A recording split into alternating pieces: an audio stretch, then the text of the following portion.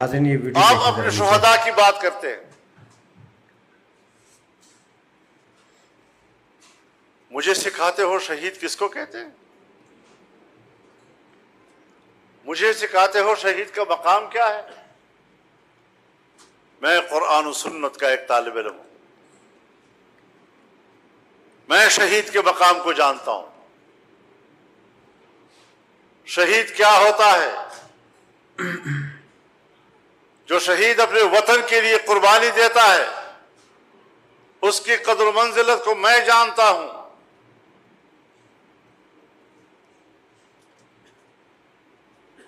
आप मुझे उसकी कदर मंजिलत न समझाएं। मैं तुम्हें जानता हूं कि तुम्हारे नजर में अपने शहीद की क्या कदर कीमत है। क्या बता सकते हो? आज तक कौम को तुमने बताया कि कारगिल में आपके कितने जवान शहीद हुए और आपने वहां से कितने शुहदा के जनाजे वसूल किए? जरा बताओ तो सही। तुमने अपने शुहदाओं को हिंदुओं के सपुर्द किया और वहां से एक बयान आया कि हमने इस्लामी तरीके से उनको दफन कर दिया। उनकी तादाद मुख्तलिफ बताई जा रही है, लेकिन है सैकड़ों में।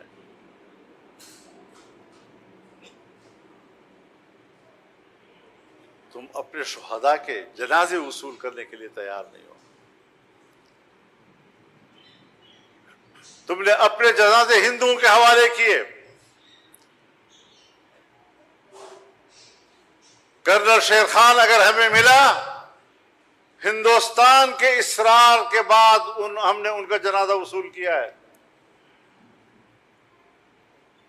अपने शुहदा की तौहीन, उनकी तजलील, उनकी तहकीर जो तुम लोगों ने की है, आप अब अपने जराइम को छुपाने के लिए शुहदा के ओट में छुपने की कोशिश करते हो। ये वीडियो देखें जरा नीचे। हमने कोई गलत बात नहीं की। पाकिस्तान एक इदारा जाती मुल्क है और पूरी दुनिया है। इदारे मुतय्यन है, उनका दायरा कार मुतय्यन है, उनका दायरा इख्तियार मुतय्यन है। अगर मैंने आपको उनकी जिम्मेदारियों की तरफ मुतवज्जह किया है, अगर मैंने आपको उनके अपने दायरे कार और उस दायरे कार के अंदर उनकी सलाहियतों की तरफ आपको मुतवज्जह किया है, तो मैं अब भी कहता हूं कि पॉलिसी साहब लोगों, सिपाही ने तो आपका हुक्म मानना है, पॉलिसी साज तो आप बड़े हैं। मैं आपकी पॉलिसियों से इख्तलाफ कर रहा हूं, बड़े अदब और एहतराम के साथ इख्तलाफ कर रहा हूं, लेकिन आप मेरे बयान की अज खुद तशरीह करके जो मेरी किरदार कुशी करना चाहते हैं और समझते हैं कि फजलुर रहमान झुक जाएगा, सरेंडर कर जाएगा। याद रखो, मुझे अपने माँ बाप ने सरेंडर होने के लिए नहीं जना है। नारे तकबीर! नारे तकबीर!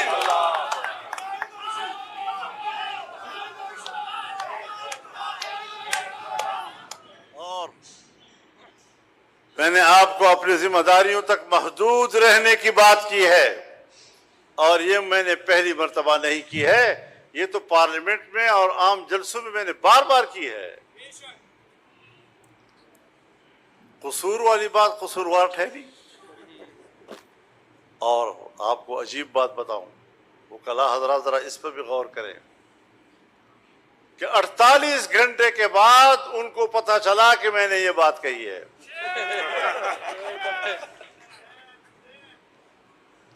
और ये वीडियो देखें जरा नीचे। एक मौलवी साहब अगले दिन रात को एक खाने पर मेरे साथ बैठा है, मुझे मुबारकबाद भी दे रहा है जलसे की, और अगले दिन रो रहा है बेचारा।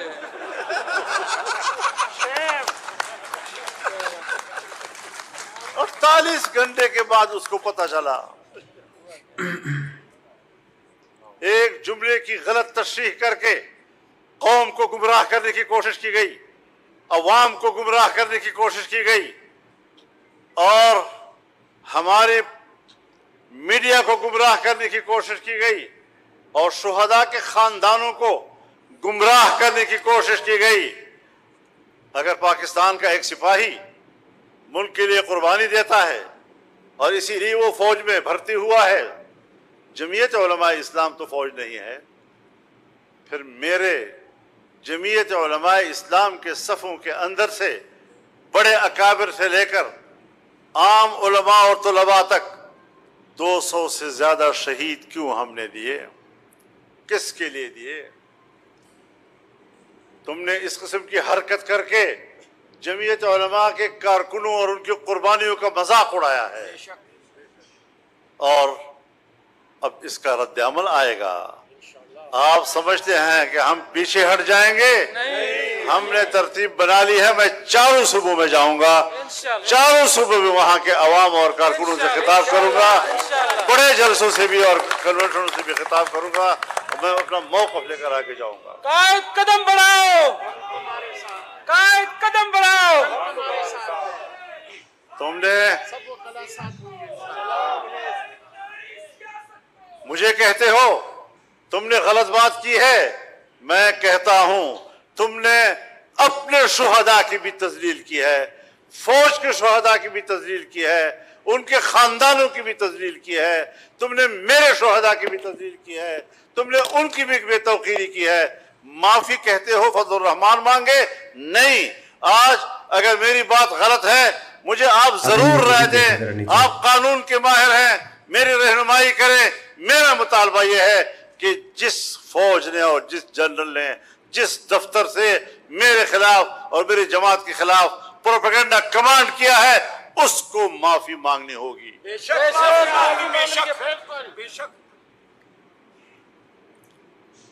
हमने ऐसी कोई कच्ची गोलियां नहीं खेली। भरोसा तुमने तोड़ा था, मगर खुद को सजा यूं दी कि फिर जो मिल गया मुझको भरोसा कर लिया उसमें। अदब एतमाद की फजा तुमने पैदा की है। मेरे मुखालिफिन सारी जिंदगी कभी मुल्ला मिलिट्री अलायंस कहते थे, कभी ये एस्टेब्लिशमेंट के बड़ा करीब है। क्यों? मेरी सियासत एतदाल की। मैं मजहबी तबके से ताल्लुक़ रखता हूँ और उसको इश्तिहाल देने के लिए पूरी दुनिया वसाइल इस्तेमाल कर रही है। उस माहौल में रहकर जब मैं अपने माहौल के एतदाल की राह दिखाऊंगा तो यकीनन कुछ नरमियाँ उसके अंदर आएंगी। कोई उसको कहता है तुम मुफाद परस्त हो, मौका परस्त हो, तुमने फलां जगह पर ये किया वो किया। नहीं, हमने हालात के मुताबिक पॉलिसी इख्तियार की और हम कभी हुकूमतों की ख्वाहिश पे नहीं चले। मैं अगर 88 में असेंबली में आया तब अपोजिशन में था, मुझे 90 में हराया, 93 में आया, मैं फिर अपोजिशन में था, मैं 97 में असेंबली में आया, मैं फिर अपोजिशन में था। तुमने मेरे खिलाफ उस वक्त भी गंदे प्रोपेगेंडे किए, गलीज़ तरीन प्रोपेगेंडे किए। कभी कहा डीजल परमिट खरीदे हैं। भाई डीजल परमिट अगर मैंने लिया है तो दस्तावेज होगा ना, परमिट के मानी दस्तावेज।